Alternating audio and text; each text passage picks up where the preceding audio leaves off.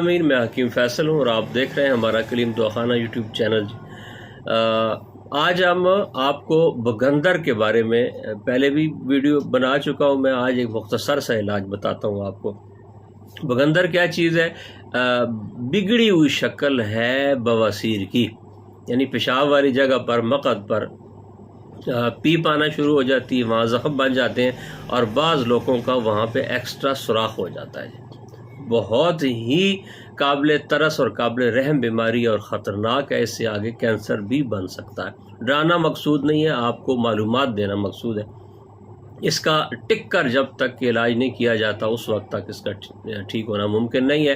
Operation بھی اس کا حل نہیں ہے۔ مختصر وقت کے لیے آپ کو فائدہ تو ضرور ہوگا، لیکن جب تک بیماری اندر سے باہر نہیں نکلے گی تب تک یہ مسئلہ حل نہیں ہو سکتا۔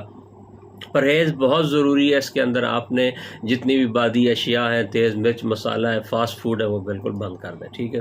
کھانے کے اندر لوکی، ٹنڈا، کدو، مولی، گاجر، شلجم، مونگ کی دال استعمال کریں، جو کا دلیہ استعمال کریں۔ اور مختصر سا ایک علاج بتاتا ہوں آپ کو، وہ آپ نے یہ کرنا ہے کہ 50 گرام آپ نے لینی ہے گندک آملہ سار اور 50 گرام آپ نے لے لینا ہے میٹھا سوڈا، ٹھیک ہے جی۔ ان دونوں کی پھکی بنائیں اور بڑے سائز کے کیپسول بھر لیں۔